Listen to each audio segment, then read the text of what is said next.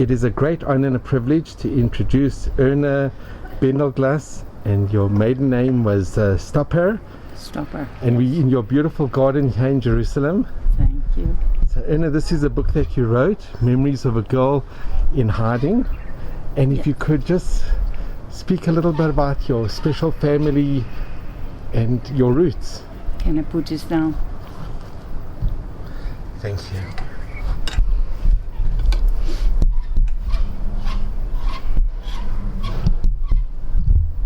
Okay, I was born in Amsterdam, Holland in 1930, long time ago, 100 years ago. And I have 3 siblings, and they all were born in Holland. My parents came from Poland, from Galicia. And they, I think in around the early 20s, they came to Holland. And we grew up in a Orthodox home. I grew up. My father went to Beit Knesset. It was called the Russian Shul, because everyone that went there were people that had come originally from Russia, Poland, that area. It was a small Beit Knesset, and we were there all those years. Matter of fact, after the war, my little brother, he was then little, of course, he was 5 years younger than I am, and it was his bar mitzvah, so we had it done in the same shul where my parents used to go, where my father used to. I'll give you a little bit of history of my parents, what happened to them. My father, and I will talk about that later, didn't come back from the Shoah. My mother was in Bergen-Belsen, that you're probably familiar with. She was with my eldest sister, and they came back after the war, and my other sister was in about 10 camps during the war, and my little brother and I were hidden. And actually at the last place we were, right before the end of the war, where I was, the last place, it was only an hour on the bicycle away from where my brother was, and we never knew.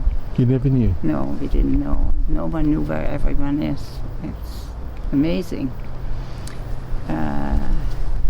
Of course, as you probably know, in 1940 the Germans moved into Amsterdam, and laat things and in some Hebrew. None of my languages are clear, and laat. Slowly the. What's that? Slowly. Yeah.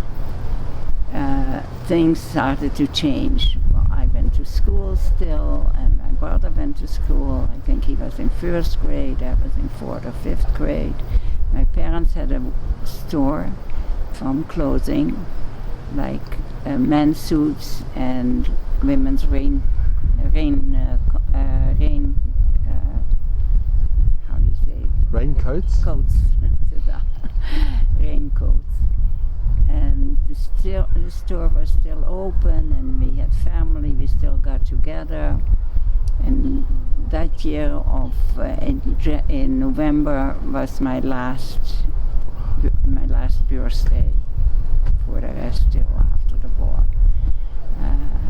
It was my 11th birthday, and I remember I got a little purse for my birthday from my mother, and I just loved that little purse. It was the ugliest thing in the world, but I loved it. And my 2 sisters are a lot older than I am, 5 and 7 years older than I was. And as I said, things started to change. First of all, in 1941, I think, we had to go with the star. You want? Shall I show it? Yeah.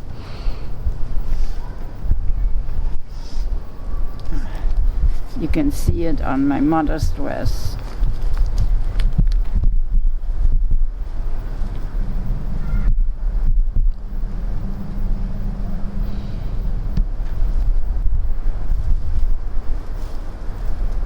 And where are you in the picture?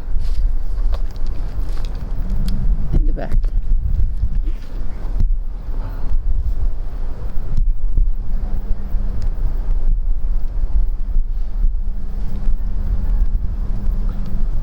Are you the one? Are you in the middle or the one on the? On the back, this one. In the middle, right in the Yeah, middle. the youngest girl. And how old were you in that picture? In that picture, what? It's in 41. So, 41. Yeah, You were 11. yeah. Okay, and that was my little brother, and my eldest sister, and my other sister.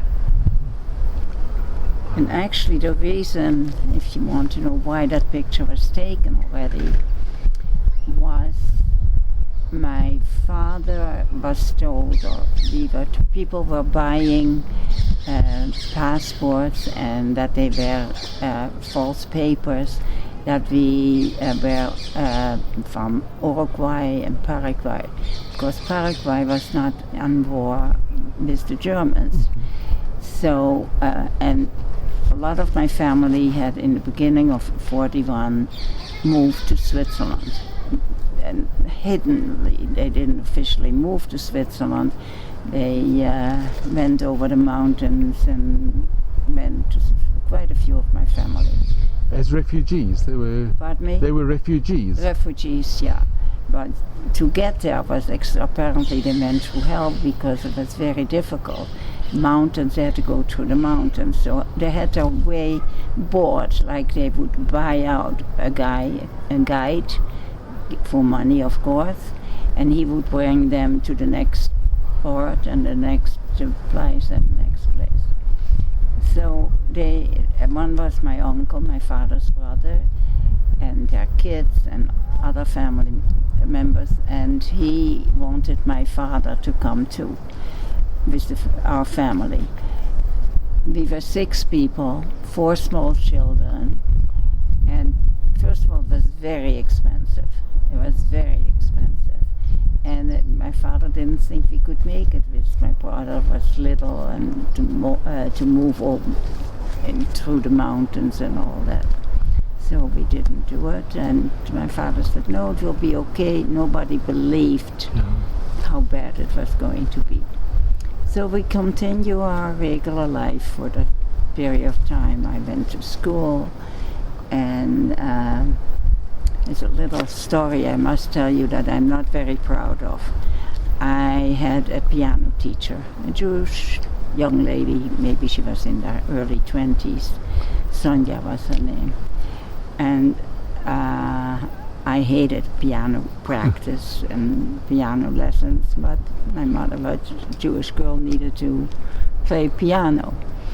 And the reason I'm not very proud of it is that when she was taken away one day, they told us they had come during the night and take all the people away from her building. I was almost happy that they took her away, that I didn't have to go to piano. So. But Erna, you didn't know where they were taking her. No. The truth is, you didn't know where. But slowly on, people were taken away at night, like they would go to the different homes. You know, they had lists. The Dutch were very exact in making lists to help them out. And so when a kid didn't show up in school, in class, in that time, we didn't have to ask what happened. Is he sick? Is she sick? That she doesn't feel well? We knew it was another kid that was taken, their family was taken away during the night. So slowly on, there were fewer and fewer kids and teachers around. Then after a while, we were even not allowed to go to school anymore. The Jewish kids were not allowed to go to school. Also, and if I had thought of it, I would have taken the pictures out, but I didn't really know what you wanted. They made, but you will find it in the book, they made like a ghetto in 4 different parts of Amsterdam. And in our part, you will see it's a big chalet that says Juden verboten, in German, yeah, and in Dutch. And that was was on the beginning of the street, at the entrance of like a Viertel, a center. And our center also had that kind of, for Jewish, forbidden.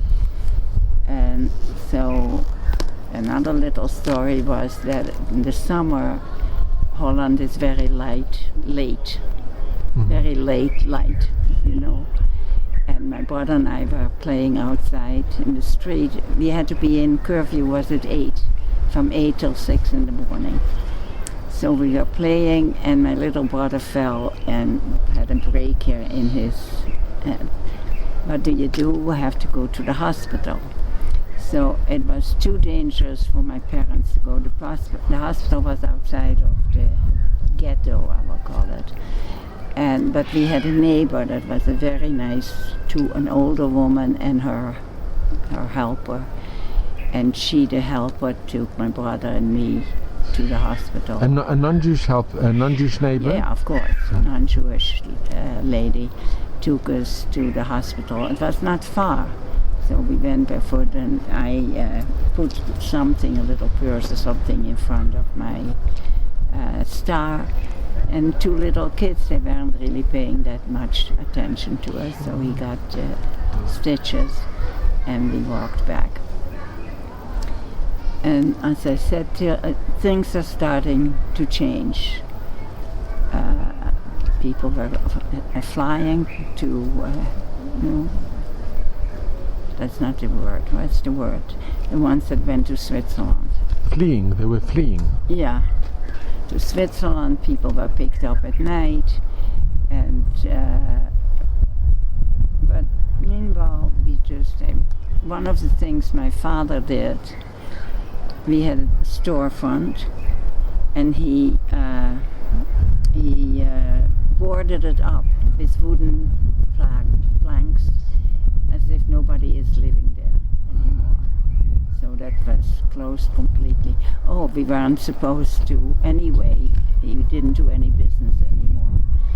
And when we walked in the street and we passed one of our neighbors, non-Jewish neighbors, because it was very much of a mixed neighborhood, they just shook their head, and we shook that they understood that we couldn't speak to them. So that was one of the changes that brought it in. And they also the Germans took young people from the street and for work camps. That's what they said, to work camps. One day, my sister, not my oldest one, the other one, was taken off the street, and she was put in jail. And she told us later it was like a regular jail. It was not just for Jews, but there were criminals in, robbers, murderers, all kinds. But after 2 days, they released her. Because in those days it was still possible, if you knew somebody that you knew someone and you knew that someone had some connection, protection and connection. So my uncle, the one that later on went to Switzerland, knew somebody that knew somebody that knew somebody, and they released my sister. So we all together were again in Amsterdam.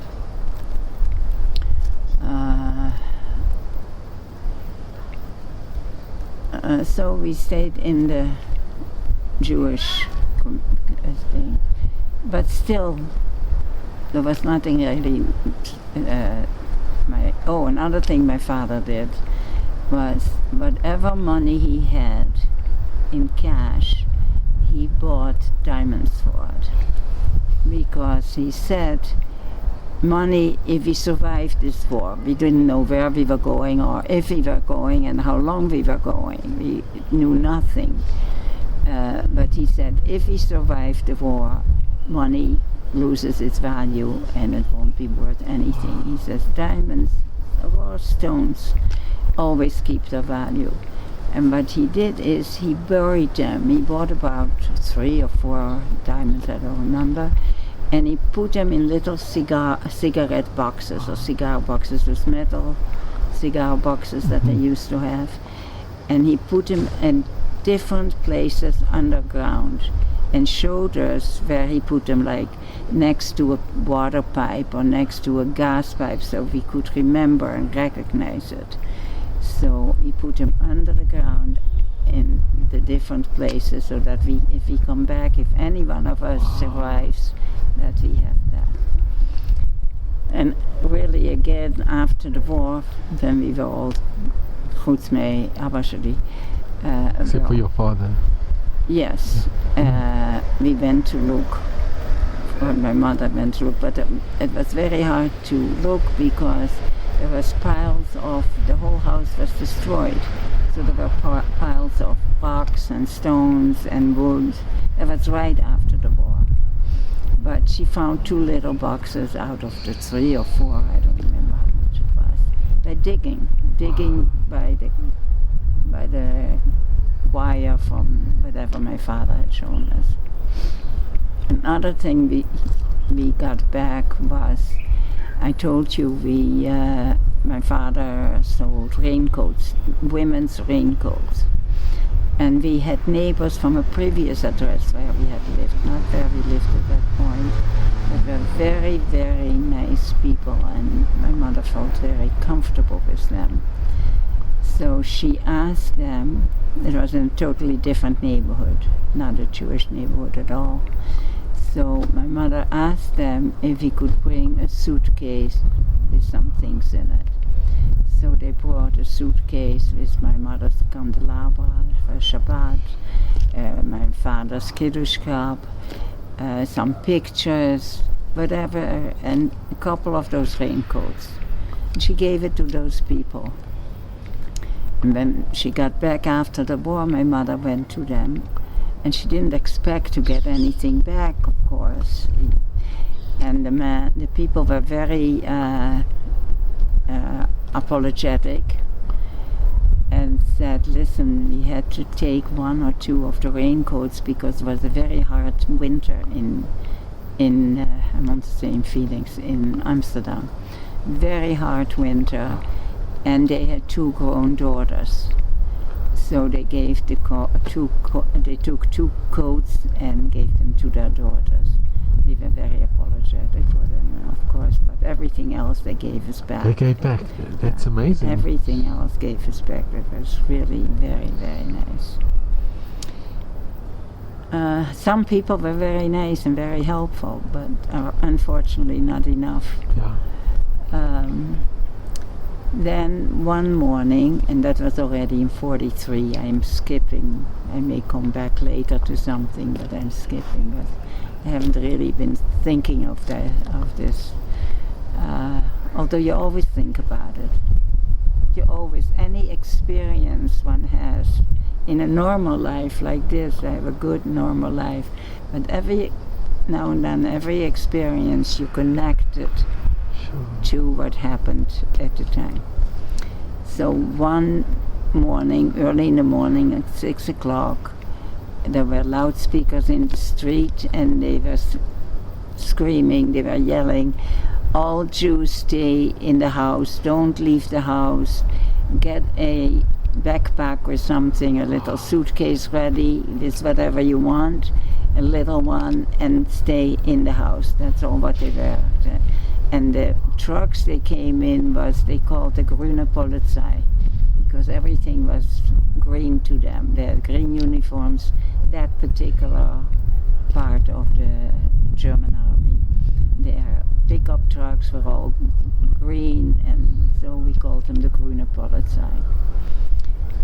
So actually, a lot of people told me after the war, why didn't the Jews fight back? But this was one way of fighting back. You will hear my story. We didn't have guns. We couldn't shoot any Germans. But what we did is, my father said, we are not going to open the door. We are not going. They went from door to door to door with their bayonets, knocking on the doors. And of course it was all closed up with the wood. So my father said, sit very, very quietly. I remember that very carefully. 2 little kids to sit quietly without crying wasn't that easy. But we sat in the kitchen and we sat very quietly, and we heard screaming in the street and crying.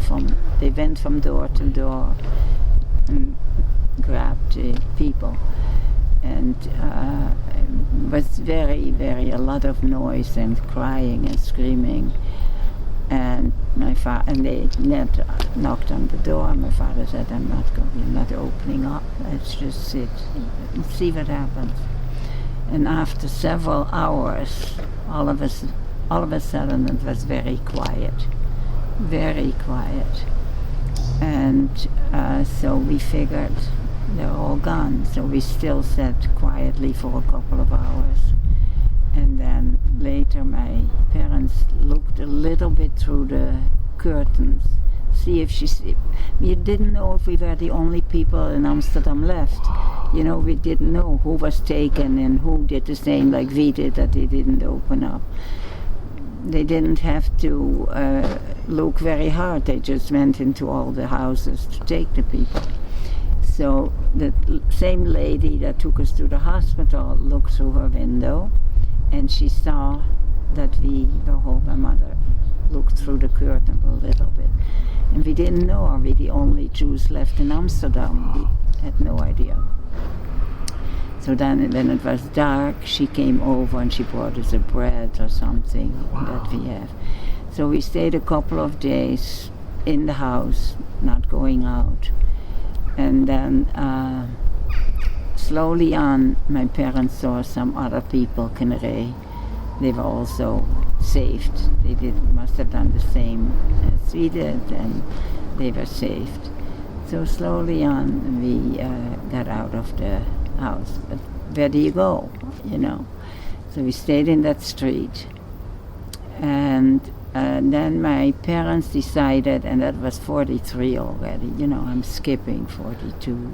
It was the same thing over and over again. It was 43 already that my parents decided to move to another area of Amsterdam. Also was like a ghetto from that area.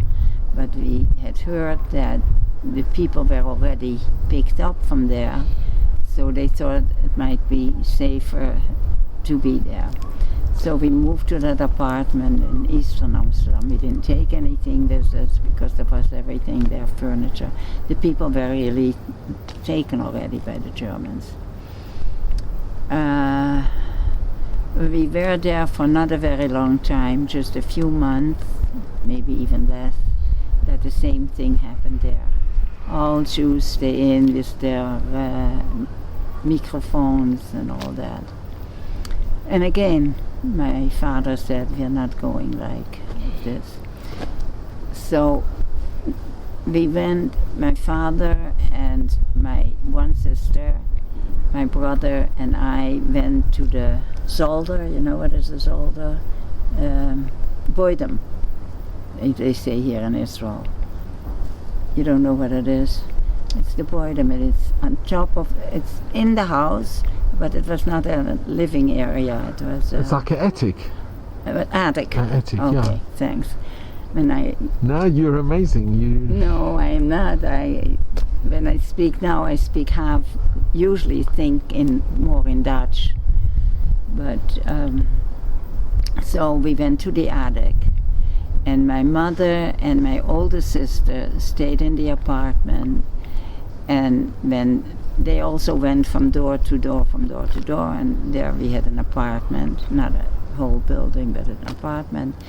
And when they came in, my mother went to bed, and she claimed she was having a miscarriage, and that my sister had to stay with her to help her, that she was bleeding chazak and was helping. So they said, okay, we'll send an ambulance for you. Mother said, okay. They never did, because they didn't need to. They had enough people that they took away like this. They didn't need to send an ambulance. So then Oh, but they went. That was not the end. So we were on the In the attic? You were in the attic? in the attic. In the attic? But they came up on the attic. They first went into the apartment, and my mother and sister left her there. And then they went up in the attic, and they took my father, my little brother, my sister, and myself. Put us in those green trucks and brought us all to a train station. Not the main train station from Amsterdam, but it was an outside train station. And there were thousands of people there, of Jews that they had picked up. And again, my father said we had to get out of here. So my father decided that first my little brother and I should try it, because my little brother was too young to go by himself, and he said, just run away, run back home, run away. And we walked around the area a little bit. He said, walk around, and when you see nobody's paying attention, there were thousands of people there, and nobody's paying attention to you, run home. And that's exactly what I did with my little brother. I put something in front of my stars so it wasn't obvious, but no one was paying attention. They had enough people there. They didn't need to pay attention to one little kid or two little kids.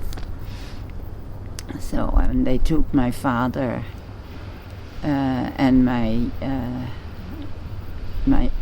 then my other sister came after we had left. She also came to these people, to the house, my sister, and my father couldn't make it anymore because the train was coming, and that was the end. That was the last time we saw him. It's a very wow. We did get a card, a brief card. I show it to you later. I have it framed upstairs. That he sent out of the train to us, to the house, and somebody must have picked it up and mailed it, and we got it in that apartment where we lived, and it said, Dear Sophie, that was my mother, and our names. He says, don't worry, and you wrote always in code, kind of. He said, I'm on my way visiting our family. So we knew that he's on the way to Poland, to Auschwitz, or to some place. We didn't know at the time, but where they sent him. And he said, I'm together with family, and he mentioned the name of another Jewish family that he was. That was the last thing we ever heard from him. So there we were, 5 people in the apartment, and didn't quite know what to do. So, meanwhile, my mother said we have to find places to hide, non-Jewish places. So she knew somebody, a Jewish person, that had connections with also a Jewish family, but they were from Paraguay or one of these places, or they were not taken by the Germans because they were not at war with them. And my mother knew that they were working for the underground organization. So she somehow got in touch with her. Meanwhile, there was a rumor going around that there was scarlet fever running around in Amsterdam. And the Germans were terribly afraid of it because that could have ruined their whole army, because there was no penicillin or anything to give them. Now, how do you get all of a sudden 3 kids to have scarlet fever? So she was told, or I don't know how she knew actually, she took a long spoon, a spoon with a long label, you know, and dipped it into mustard and put it on my throat, inside my throat, and rubbed it so it would look infected. Wow. Don't try it, it wasn't fun. And meanwhile, she had to, it was a contagious disease, so she had to go to the health department to announce that there was a contagious disease in her. First of all, she made a big sign and put it on the outside of the door. In this house there is scarlet fever, contagious, and the Germans came to met every day and knocked, but wouldn't come in because of the scarlet fever. They came to see if there were Jews still in the house. What is that? They came to see if there were Jews in the house. Yeah, they knew, but they were afraid to infect their army. So, and they said that it stays 6 weeks with you. The bidud is for 6 weeks. Quarantine. It's like a quarantine. Quarantine, yeah. But she had to go to the how do you call that department? The health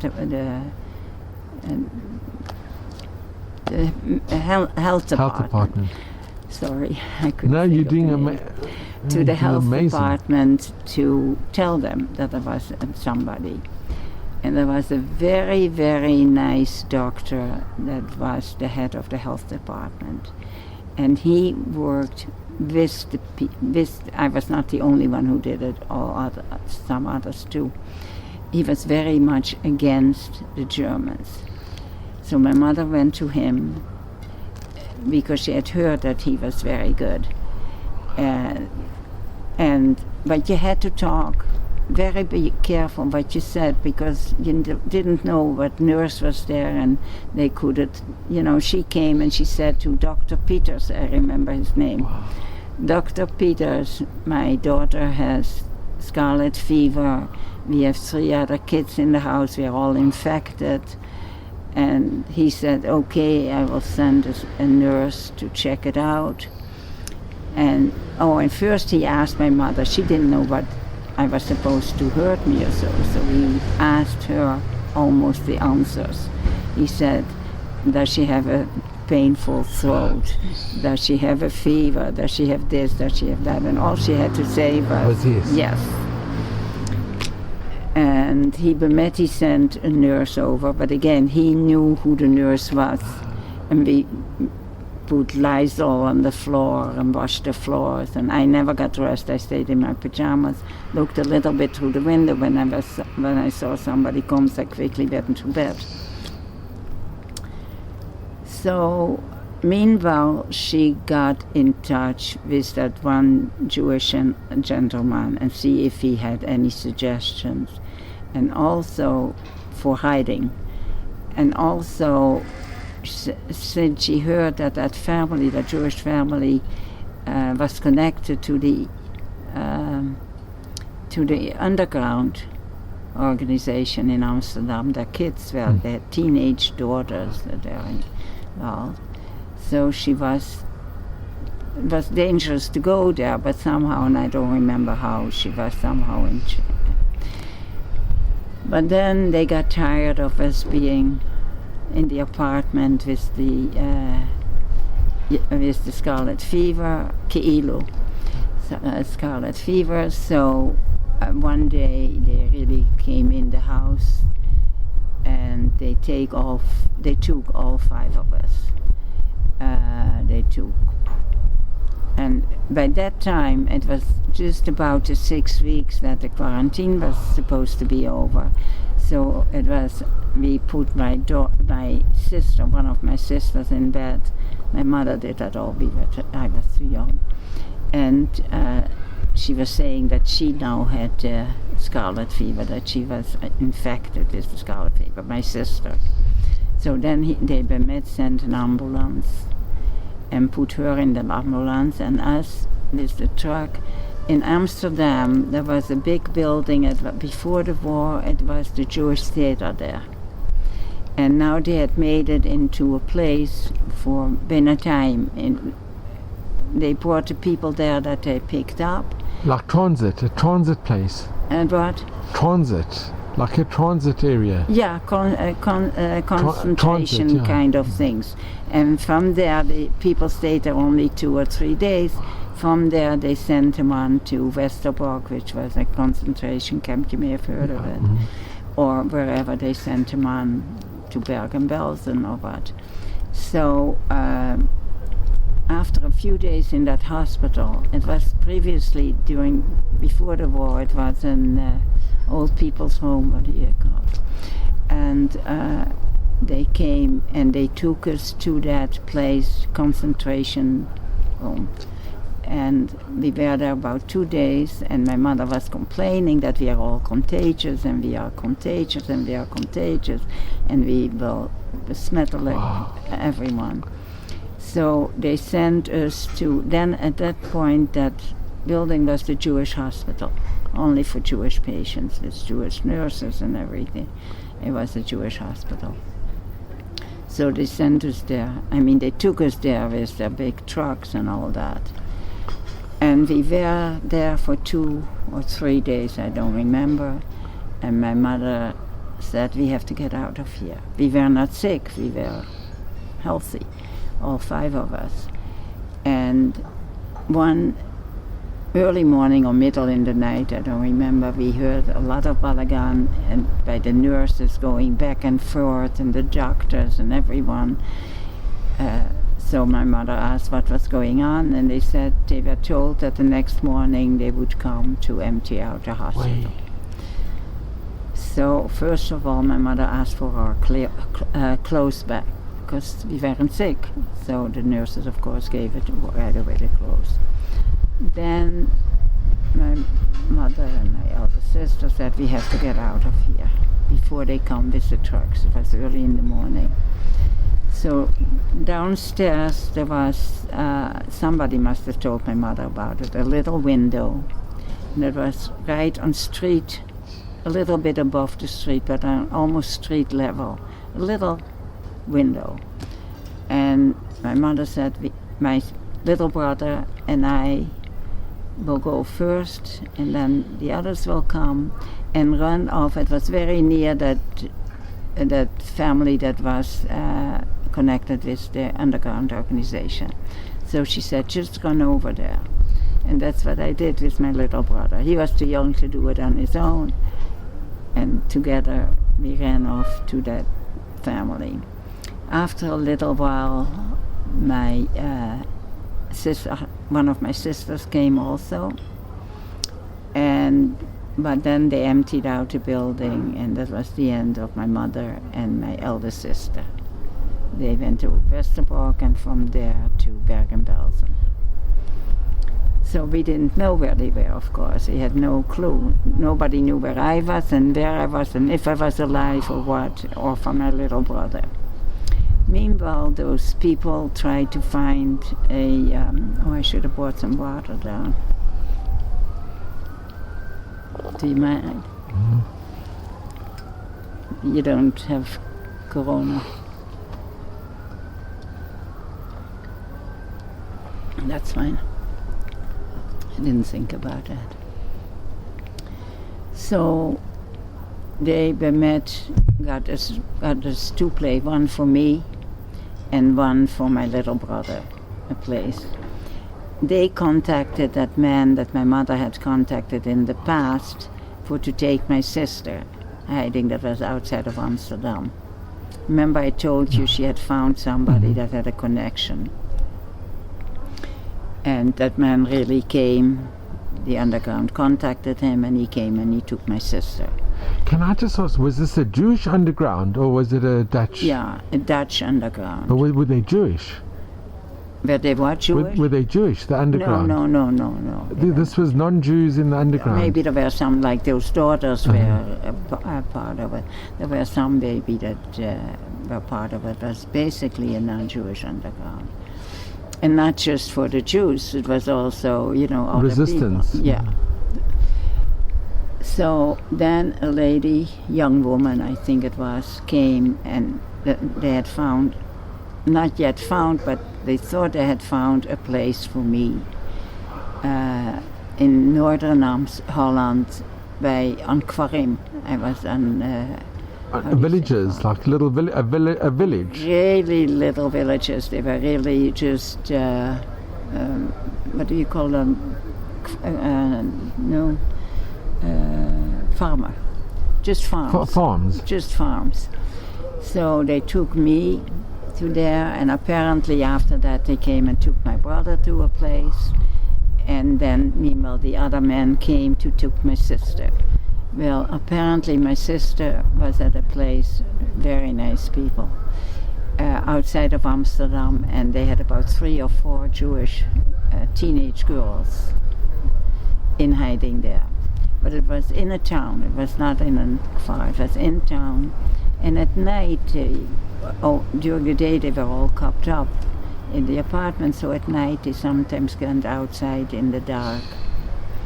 And she was followed by not a German, but they had enough Dutch that were paid, and they were okay. She was followed, and they followed her to the house where she was, and they took them all. They took them all? They took them all, and the man of they left the woman at home, but the man they took, and he never came back. And this is because they saved Jews? Yeah, because, no, they were not Jews. I know, but because they were hiding Jews. And he never came back? No, he never came back. And so they came, a girl came to pick me up, young, maybe in her 20s or so. I had no idea where to, with whom, Efoma. And she took me to a family in Amsterdam first, because they didn't have an exact place yet to take me in the farms. So that family was also working with the underground. And I was there about 4 or 5 days with that family. Then another young woman came. Was it a nice family? Were they good to you, the family? They were very good to me. Otherwise they wouldn't have done it. But I stayed inside. It was right in the city, so it was very dangerous. So I couldn't stay there very long. It was way too dangerous. Because if they were caught, they would have been sent away as well. Of course, they would have been just as well as they would have taken us, they would have taken them. And so then they came, the young woman, and we went by train several hours all the way to northern Holland. And on the train, it was full with German soldiers, full with German soldiers. So first of all she did was change my name. And how do you change a name with a young girl that she will remember? If they ask her on the train, what is your name, she won't start thinking, oh gosh, what was it again? So she gave me my sister's name, Tilly. So that's another name I have. She gave my sister's name Tilly, and the last name Stoppelaar. Stoppelaar was more of a Dutch name, Tilly Stoppelaar. So if they would ask me on the train that's or very clever. What my name is, I would say that. So we got to that one family, a small farm, really small farm, of a widow and 2 teenage sons. They had 2 cows. I'll show you later. I don't feel like going up now. No, we'll do it afterwards. I have a painting of it. The son painted it. It was really primitive. We didn't have electricity. He had tilia, whatever you call it. We didn't have running water. We had outside a huge barrel for to collect rainwater and so forth. But they were very, very nice people. It was just a woman, and she didn't have any girls. She just had the 2 boys. And it was hard. First of all, the language is different. Every area in Holland has their own language, kind of. So, and then it was a total different milieu, a total different farm woman.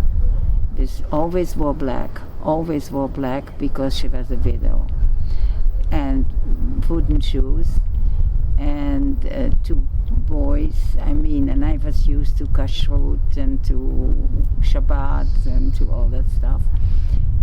But one thing my mother also told us before we went into hiding, or way before, she said, whatever happens, eat everything. Don't ever say you don't like something. because you don't want to make a thing that they will say, oh, she is too picky, she doesn't eat meat, she doesn't eat this, she doesn't eat that. Don't ever say you don't like something. And sometimes there were plenty of things that I barely got through my throat. But I was 11, 12 years old, and I helped them in the war. And unfortunately, I think that was the reason that we were not careful enough. We thought, oh, it was an isolated place. So I went with them on Sundays to church, to Sunday school, and there were enough Dutch in the area that were, what do you call them? They were... like informers? Huh? Informers? Yeah, informers. There were lots of informers.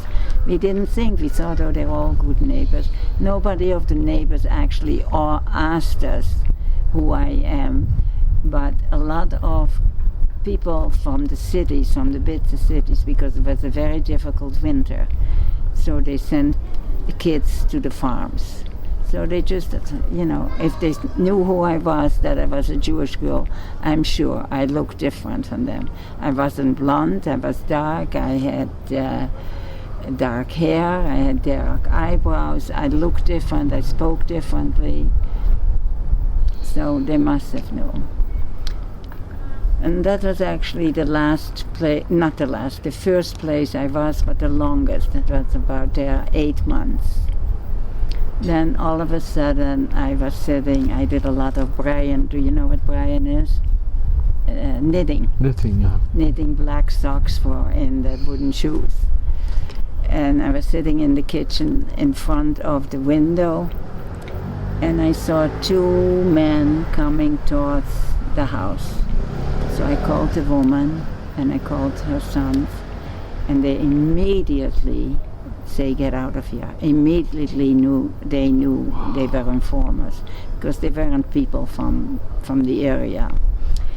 So before that, when I first got there, the 2 boys, or maybe even before I got there, there was in the area was a wald and a bos, and jaar. Like a yard. A jaar. You A know forest. what is A forest. A park. A park. It was a forest, huge area. So they built underground a little schuilkelder, like to, if it was necessary, to hide, like a hiding place.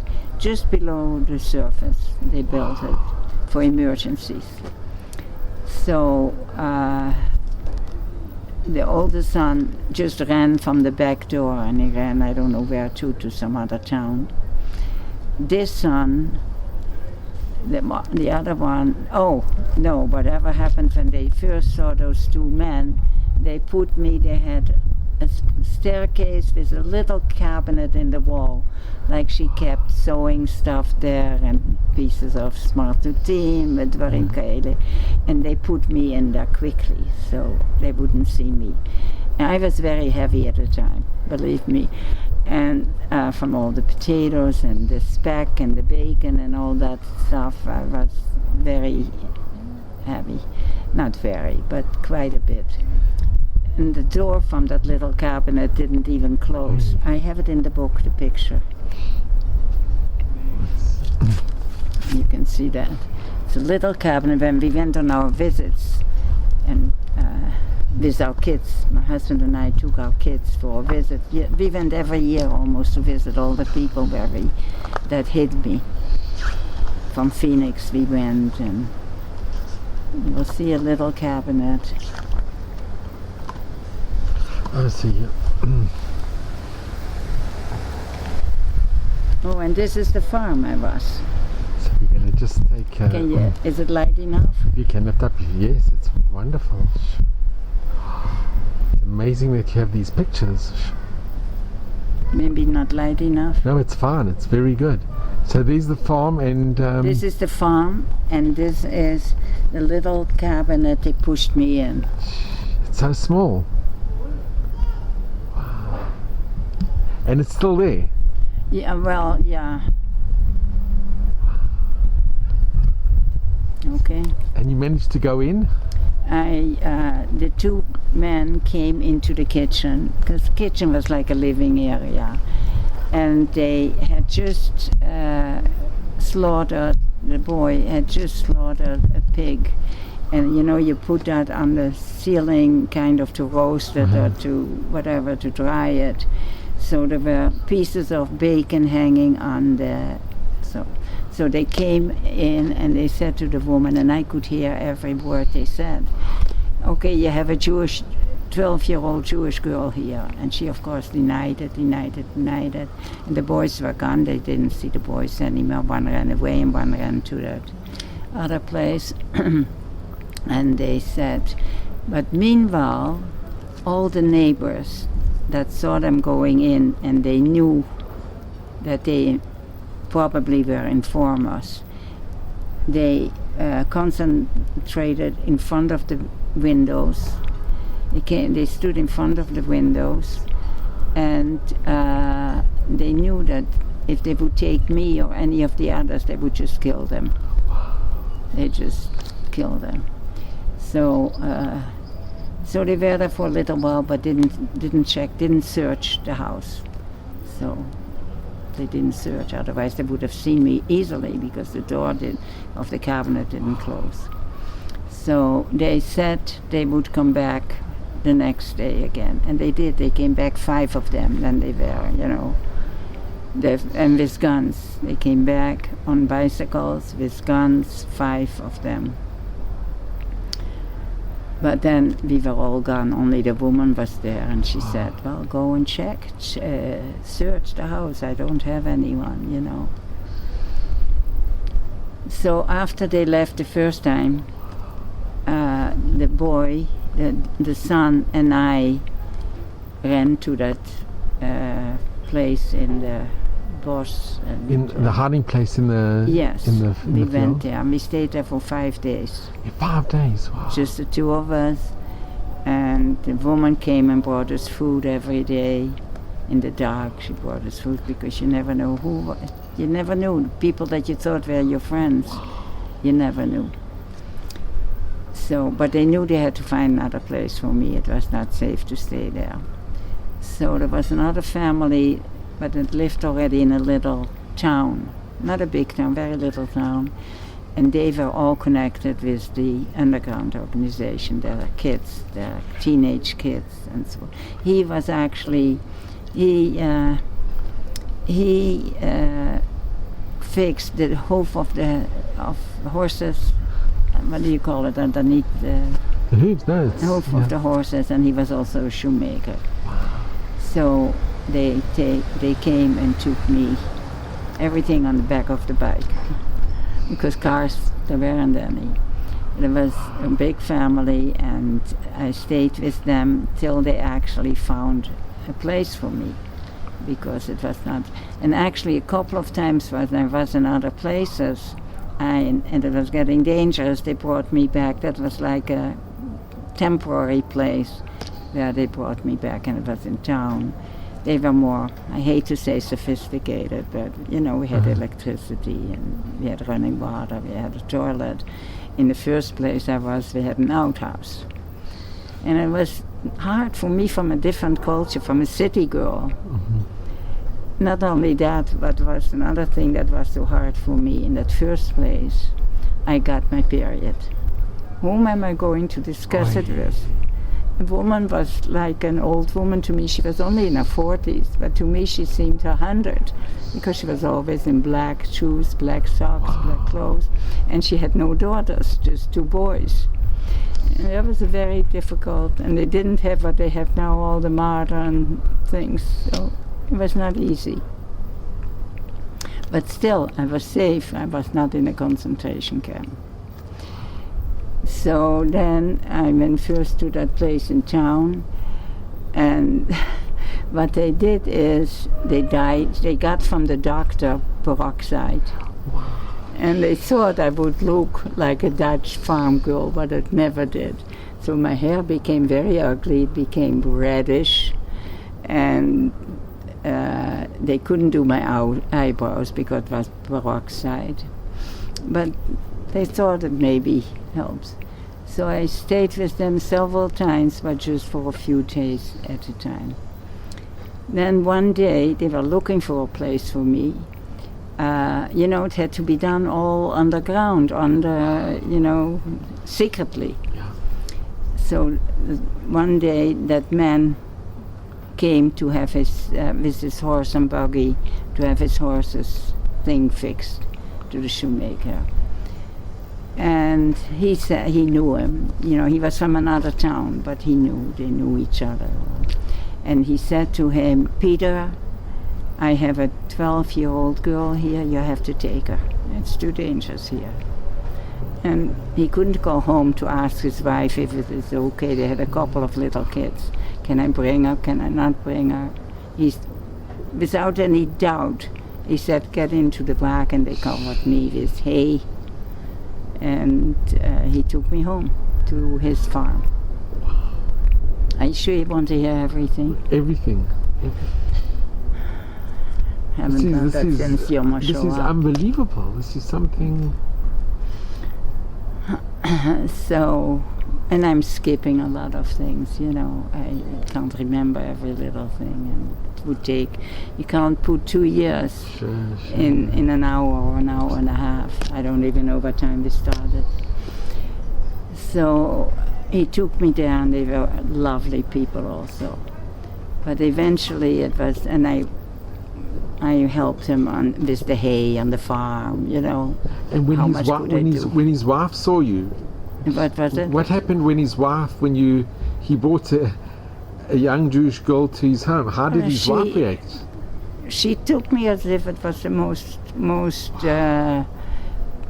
most normal thing in the world.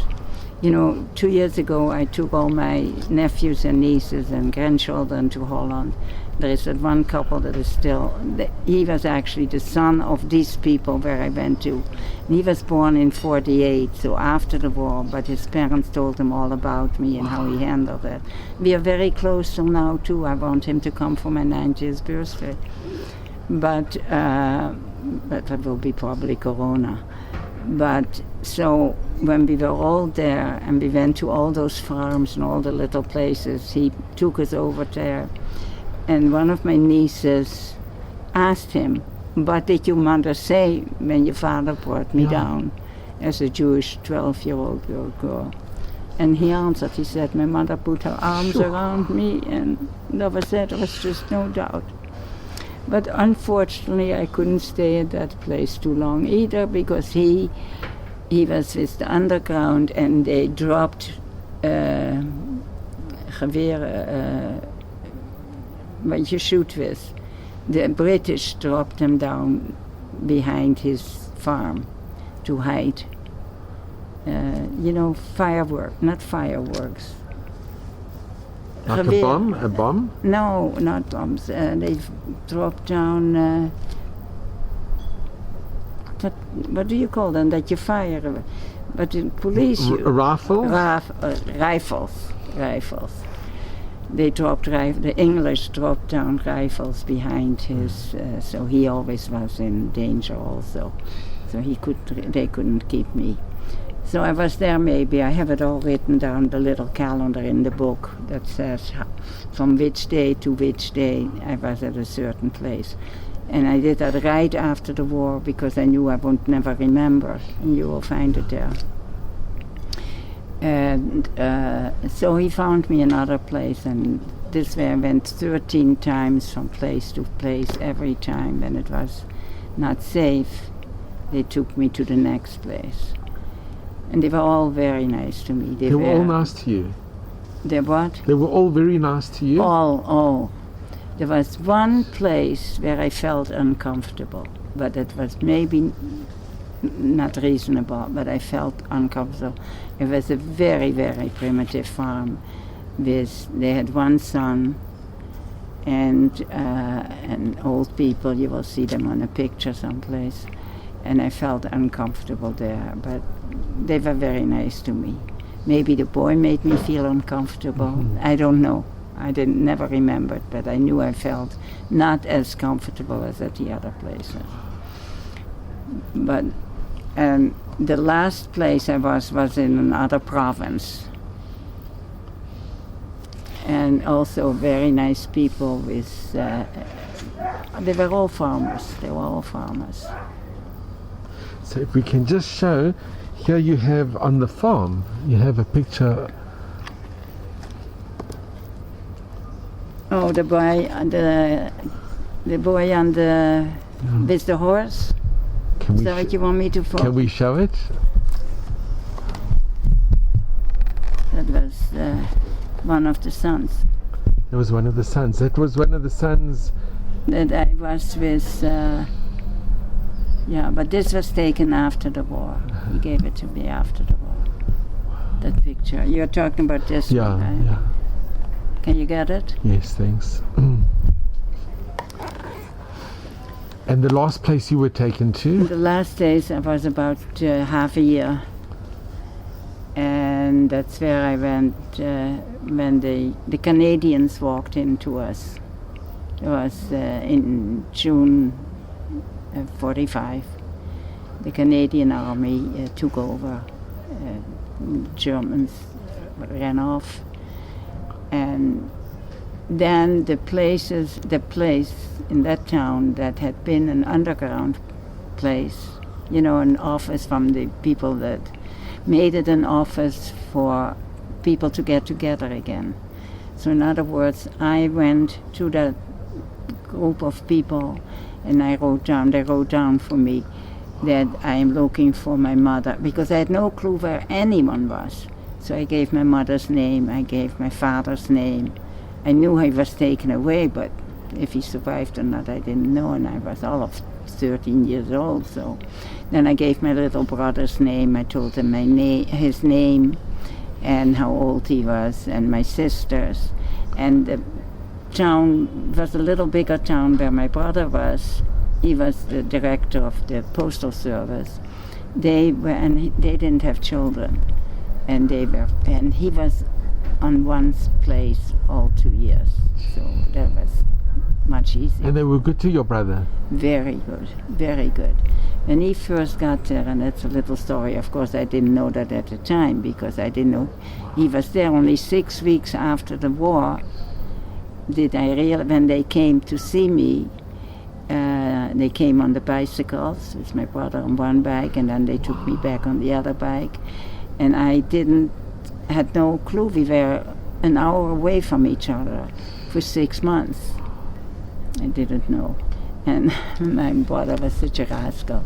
You know, my hair was very ugly. It had outgrown, so it was half red and half dark, and I was heavy. And my brother gets off the bike after 2 years, and he looks at me and he says in Dutch, of course, "Wow, did you get heavy?" And wow, is your hair lelijk? That's an expression. Ugly. Yeah, ugly. And is your hair ugly? Well, thanks, after 2 years, little brat. But you must have hugged each other, Yeah. and you must have been so happy all to the see years him. after the war, very close. He died 10 years from heart problems. Lived 13 years already. Lived here in Kwarsaba, has 2 sons. So, what was I going to tell you though? So you gave your names, and your brother came, and you met your brother. They still call me Tilly. Those people, it's a wonderful, wonderful, wonderful couple that are the son of the people where I was, where she dyed my hair, the girl, and all that. So 3 years ago, or 2 or 3 years ago, I don't remember, I took all my kids, not the in-law kids, my daughters and my son, and my grandchildren, all my grandchildren, I have 7 of them. We went on to Holland, and I arranged with him, with that couple that was, because he's the only one that I still know. All the others, I used to go every year to visit all the older people, all of them. I was there when the one died, and I went every year to visit them from Phoenix and later from here. But they now know my whole story and everything, that couple. And we had made arrangements, and he took us with 2 cars. We went around to all the places where I was hidden. He called them in advance. Now they all have telephones, of course, it's all modern. But some people live on the same barns, the same farms. And we went to see, and Channel 10 sent along a photographer, and they did a thing on me. A documentary? Yes, and they showed it, but on the program of, so you wouldn't have seen it on a Friday night program, on Channel 13. But I have my daughter has the but it must have been very emotional for your family to have met. Yes. That is basically. And let me ask, when did you get to see your mother and your sisters? Together again. Well, so after my brother and I found each other. And where did you stay when you found your brother? Did you stay together? I went with them to his place where he was. And they were very nice to you as well? Oh, couldn't be better. You know, they were very religious, not Catholic, but Protestants. Before each meal, they sit like this, and they, like we do, the Birkat Hamazon, let's say, and before that. Grace after meals and the blessings. Yeah, and they told my brother, when my brother first got there, he was 5 years old, or so, or 6 maybe. He was used to wear a kippah, especially when he went to eat. So he would put his hand on his head. So they told them, don't ever do that, because we don't know who is walking in here. You can say by yourself whichever bracha you want, but sit like this, the way we do, because just the wrong person may walk in and get suspicious. And they told him not to put his hand on. He said, it is okay. And they told him, they were so. And they also talked to him all the time for him to tell them, especially her, she was a teacher, about his family, so that he wouldn't forget us. That he had a sister by this name and a sister by that name, and they were older and they were this, so that he wouldn't forget us, because nobody knew how long it would. And the families that you went to, did they also ask about your family? What is that? The people that you went to, did they also ask you to speak about your family? No, never spoke about it. They were less sophisticated. I hate to use the word sophisticated. But did they ask you about Judaism? They're very primitive farmers. Did they ever ask you about what does it mean to be Jewish or anything like that? Well, they knew I was Jewish, of course. But did they ever ask you? No, but they didn't really know much about the customs and everything. They were very primitive farmers. And your brother, it was a postal master who looked after. They were, and the town they lived in, his family, the man's family, they didn't have kids. The man's family was in they built boats because they had a lot of water there. And for generations, they built boats. It was very nice. But he had one. Why didn't he want? My brother was always on top, and how do you say it again?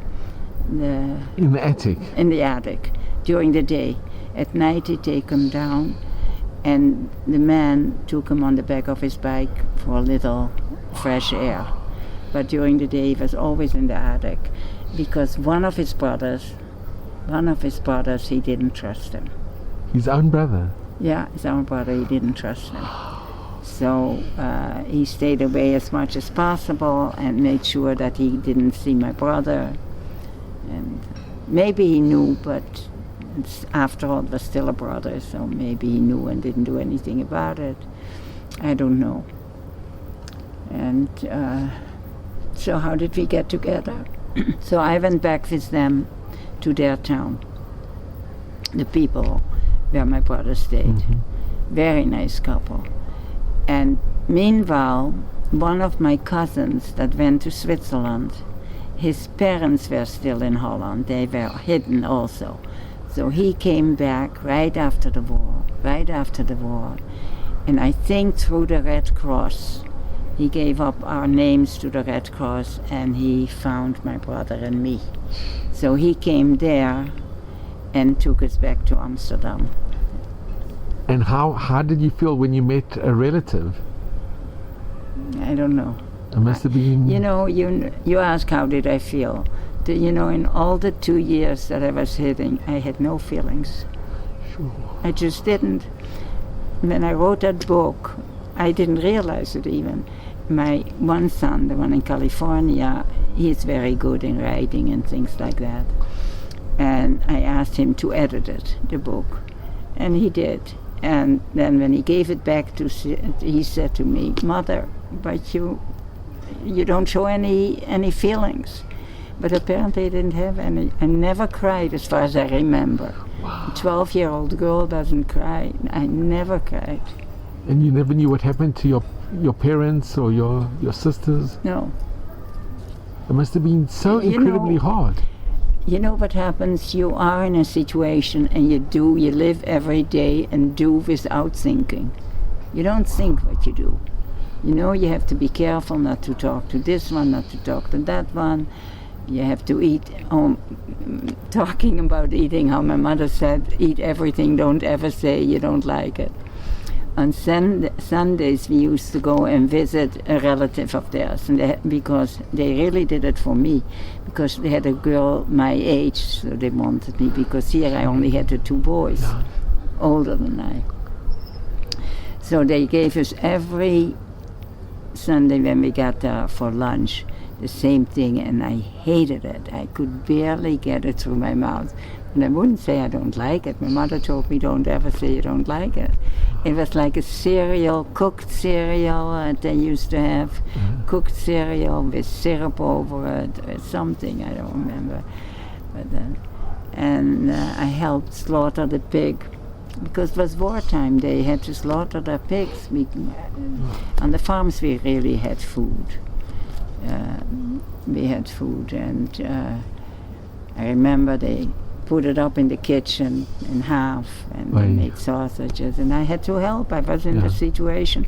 I wasn't going to ask, is it kosher or not kosher? I mean, I wasn't stupid, I know.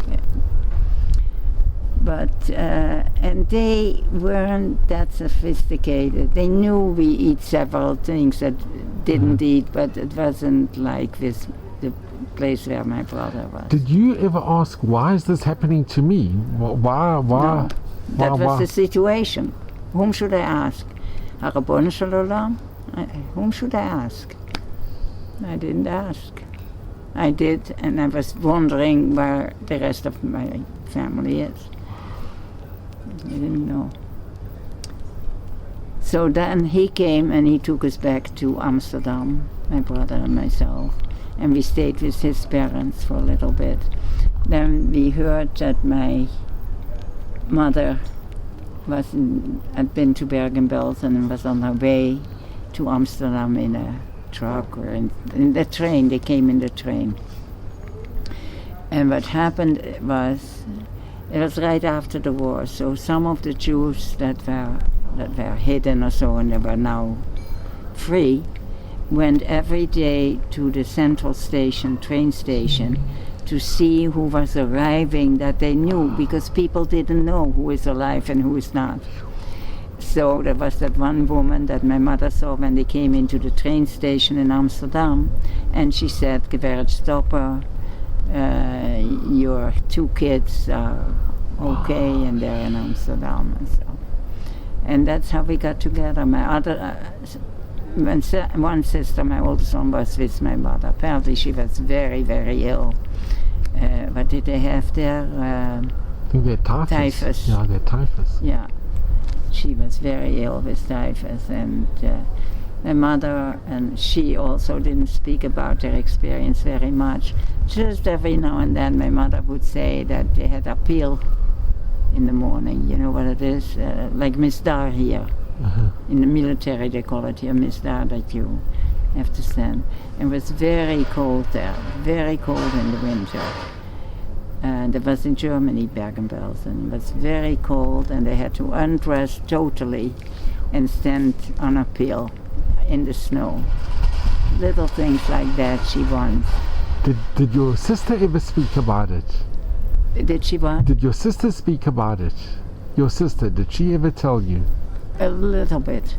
My one sister that was in many camps and ended up in Auschwitz and other camps has her number here, had her number.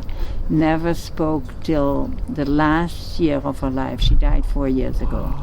She was 91. But she never married. She had always in her mind the war. She had a rough time. She was functioning very well. She was at Beit Moses, maybe you know the place. I do, yeah. She was for a couple of years in Beit Moses after. And did she ever speak to you about... No. Never? But I understand is that in the last year they had, you know, when they have that in the salon... It's Zikaron Salon. Yeah, Zikaron Salon. For the youngsters, they have a Holocaust survivor who speaks about the experiences. Yeah, not the youngsters, the older people. For anybody. It's, anybody. So my two nieces, that she is very close, very close to, they live in Jerusalem. They are daughters from my other sister. She was very close to them and lived in the same neighborhood in Talpiot. So they got her to go to one of those Zikaron. They said to her, but nobody will know anything, you have to talk about it. And apparently she talked there. She also made for Spielberg, she made a documentary. Yeah, they interviewed her. Yad Vashem. Wow. And your other sister who was in hiding? Well, I told you she was taken. That's the one that was taken to Auschwitz, and then later she was picked up there with a friend when they were out in the evening walking. They followed her to the house and they took them all, and she was sent. She was a long time at what do you call the park here in Amsterdam, in Holland, the camp. Westerbork. She was a long time in Westerbork, and then she was in Auschwitz, had her number, and then they went by train apparently, or foot, or by train from camp to camp when it was already towards the end. And she survived. She was very ill, and sent there were about 5 girls that were from Holland, and they stuck together. Wow. And 2 of them kept her alive. They kept her so that she wouldn't fall down, otherwise they would just kill her on those things.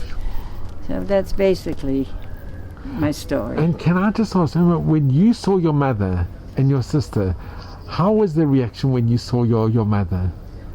Meet them? When she came back to Amsterdam? Yeah. What happened when you saw her? I don't know. I really didn't know. What's your first name? Les.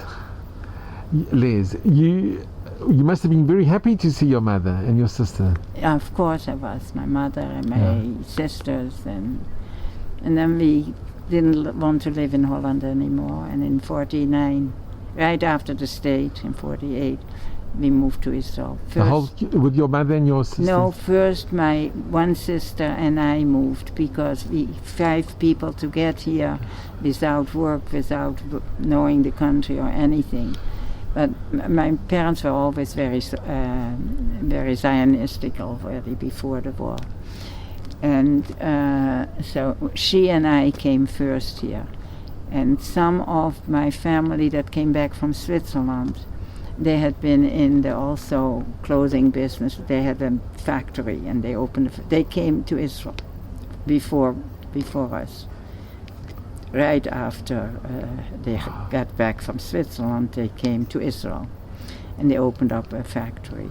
So when my sister and I arrived here, my cousin came to the boat and took us home.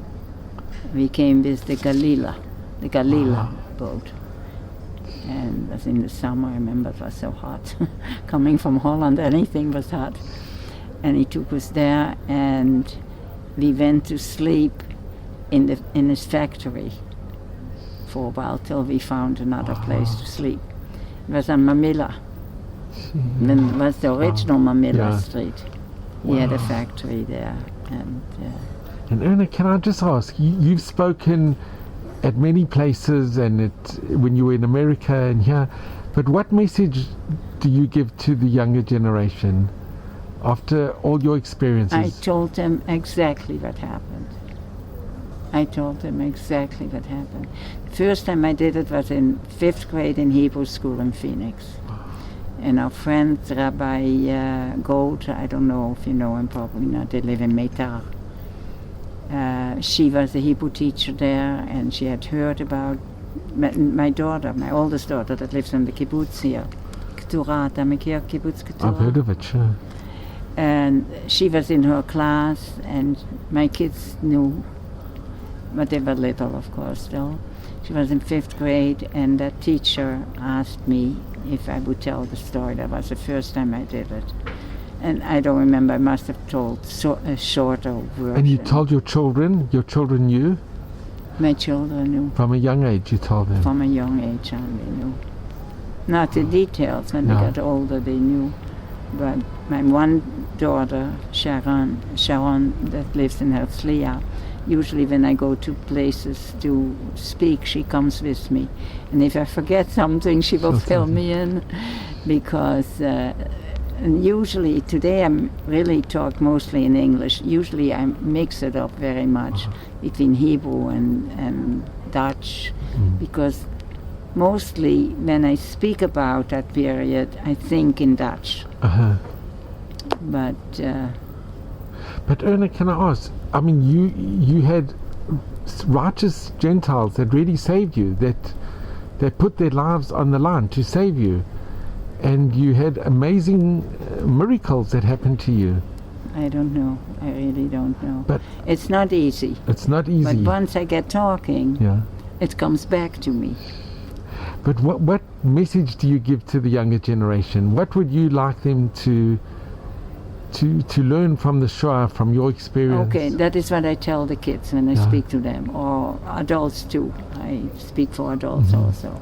But I tell them, why do I do it? I say, why do it? It is not easy on me. It's not easy at all. And I tell them, one in Beersheba in the university, my granddaughter got 60 kids together, and I did it in her apartment. And I tell them, it's not easy for me. Why do I do it? I do it because we should remember.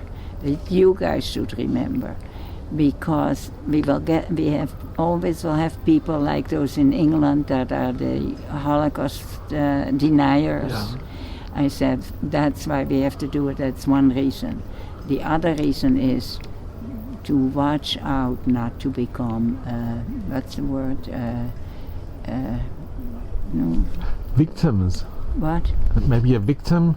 No, not a victim. You become, when you say something about a black man, when you become racist.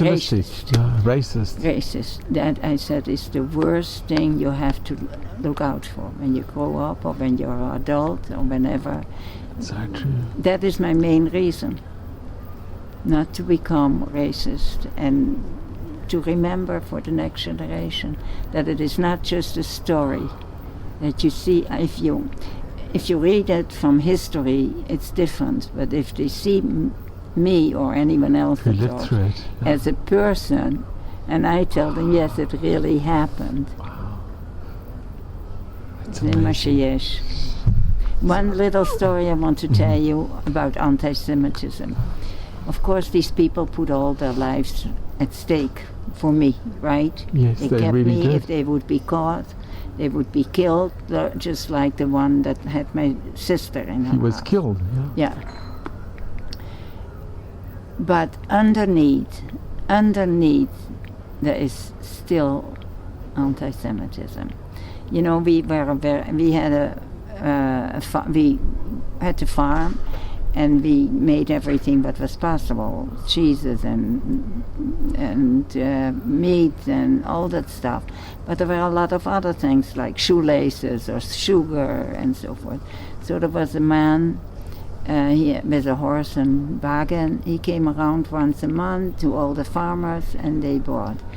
And one time when we were waiting for him, and I heard them say, we are waiting, and I was right there, we are waiting for the Jew to come. Why? Because they said he was expensive. Now I was right there, but it didn't connect. They didn't connect me to their anti-Semitism. They didn't even know they were saying something anti-Semitic. They had no clue of that. Because it's been passed down. It's been passed down from generation. In bread, I don't know, it's inside the people. And if you would confront them with it, they would deny that they ever said anything anti-Semitic. That's impossible. They put their life at stake for me. Now, how do you take that? How do you? I don't know. I don't know how to eat that. How to think that. I know I felt terrible at the time. I was standing there, but they didn't even connect me with Judaism. Obviously.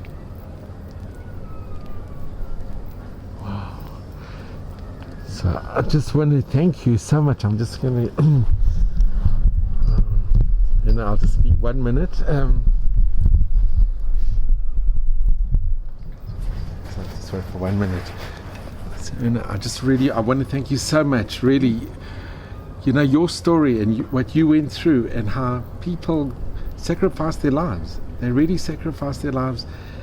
Thank God. It's unbelievable. You are a miracle. You really are a miracle. Wow. And you're so positive and your message, I know, but your message is so positive. Not to hate another person, not to be too racist, because the hatred, that's right. That is baseless hatred is the cause of so much problems in this world. And if we can only look at each other as fellow human beings and have respect for each other, different religions, different races, the world would be a better place. But your story, that what you went through and how your father had the insight to bury the diamonds, and how you came from a very special family, and you are so special. Oh, thank you. And this has been the greatest honor and privilege to be with you and to hear the story, and not your story, to hear your life. Well, that's it. It's not easy. It's not easy what you told, but it's so profound. It's so important, and it's so real. And I'm so eternally grateful to you, really, because it's been the greatest privilege to listen to you and to meet you. How did you know Dr. Very well. This has been absolutely from South Africa. Sure. So thank you so much, and you should just have good health and mazel and bracha, and you've got nachas from your children, and you have something also very unique. You have this tremendous, it's in Hebrew, it's karasatov. You have this gratitude that you took your family back to Holland to reconnect with the people that saved you, and you kept that connection. Oh yeah. And your children have the connection, and it just shows the gratitude that you have for the goodness that they did to you. And we should all, you are an example we can all emulate. We should strive to emulate. You really are incredibly special, and it's been really the greatest honor.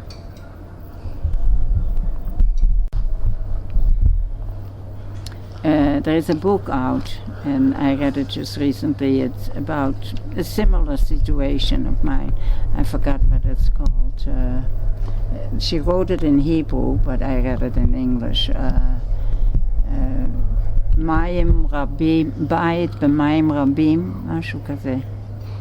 You know the book? I've heard of it, but But what I learned from the book is, I think, very interesting.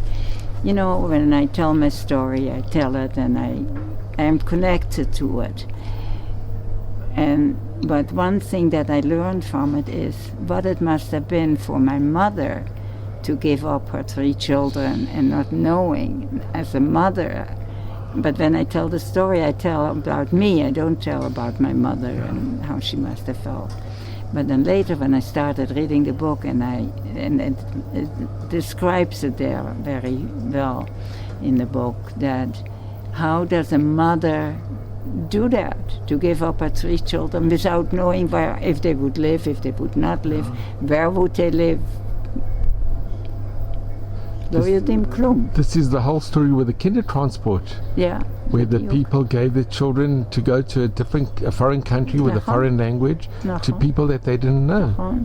It was the greatest sacrifice. Yeah. Yeah. And they never knew they'd see them again. They didn't know. But look what your father did. He said you must run away from the train station. Right. He didn't know what was going to happen. You were so young at the time with your younger brother. Picked up right between the train station and the house that we ran to. You had, Hashem was looking after you. And one last question can I ask you? Sure. How after what you went through, how was your faith, your emunah? It's a difficult question. It's an incredibly a difficult answer. You lost your father. I lost my father. I lost basically for a long period of time youth. Everyone. You lost your youth as well. Right, and basically.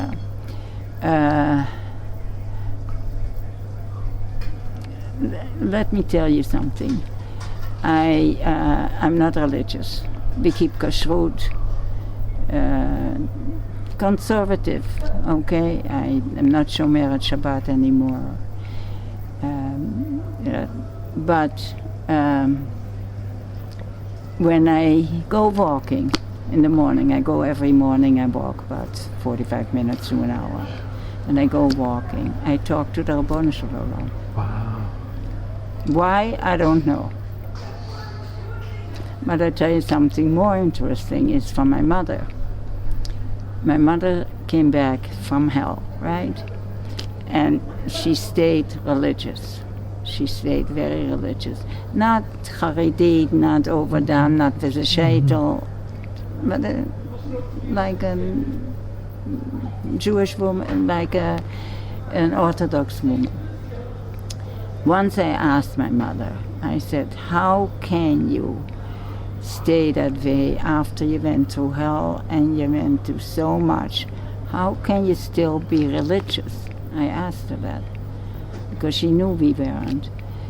And she said, what did she say? It's God's will. God did it, and he must have had a reason that we are not up to understand. It's a pursued answer. It's not an very intelligent answer. It's not a very... But it's a very honest. It's a very honest answer. But that was... And she went really to hell. One little story. Do you have time? Or a little story, and then I have to go in. My sister was very ill in Bergen-Belsen with, what did you call it? Typhus. What? Typhus.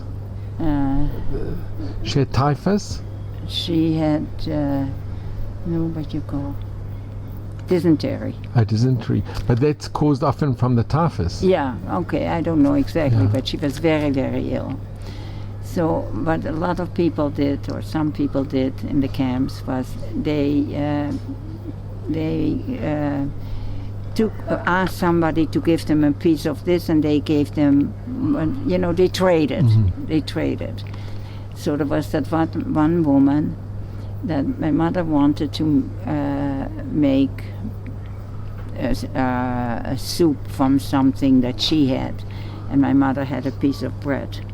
So she asked her if she wanted to trade. She would give her a piece of the bread, and she would give my mother something to put in the soup for my sister. I don't know what it was. So apparently they had made a deal that my mother would give her 3 centimeters or 4 centimeters of her bread. And she did, and the woman looks at it and says, "But geweret stopper, this is half a centimeter short." Or maybe it was a centimeter, I don't remember. To my mother my mother said it was as if she was hit in the face. It was a centimeter short on the 3 centimeter that she was supposed to get.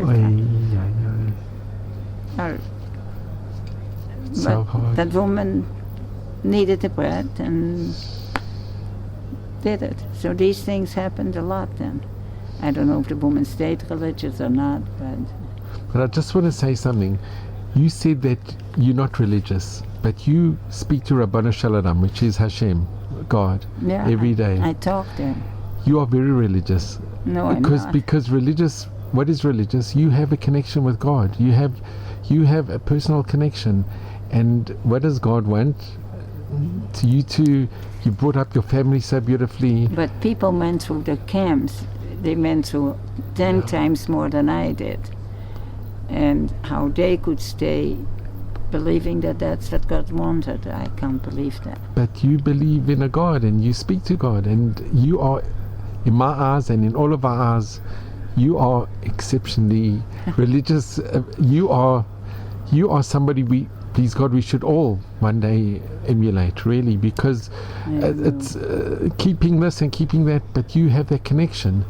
You have that special connection. I have a connection. Too, and that is everything. And look how not the way that the person would like it doesn't. You have the connection, and that's all. That's what's important. You have that you have that connection, and you're living in Israel, and you're here, and it's just you're amazing. There are no words, really. Maybe it's still another little few months. Meanwhile, I'd maybe stream, please God, in good health and only smachot from your dear family. Thank you. Erna, this is the amazing postcard that your father, when he was in the train, that he wrote. He wrote this postcard. And somebody must have picked it up. And this is the postcard. This was born in 1999. Yeah. And he was sent to Auschwitz. He was born in Poland. Wow. And can you read what's on the front of the postcard? Shall I turn it to the other side? Mm-hmm. Because this just has the address on it. And a cousin of mine years ago went to Yad Vashem and copied that. That is the way it's written in Yad Vashem. Here above the card. Do you see what I'm talking about? It has his name and his date. That's what my cousin took out from the books in Yad Vashem. So it says born on the 11th of the 4th, 99 in Slotvina, which is in Poland. That's in Galicia. Galicia, And he died on the, I think it's the 3rd of the 3rd, 1944 in Auschwitz. That's all information from Yad Vashem. Wow, and he sent the letter, if we can a little bit higher, he sent the letter that's, and this he wrote on the train. This, yeah. With the address, and then this is the other side. Yeah. And can I ask you a favor? Can you read what he wrote? Yeah, he wrote in German. Okay. And let's see. Dear, then the name for my mother and children. What was your mother's name? Sophie. Sophie. Dear Sophie and children. Don't worry, I am on my way to visit.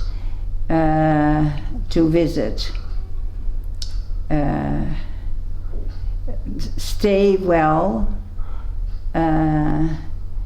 I am together with family, and he mentions the name of another Dutch family that he is together with on the train to Auschwitz, probably, or so, with his wife and still other people too.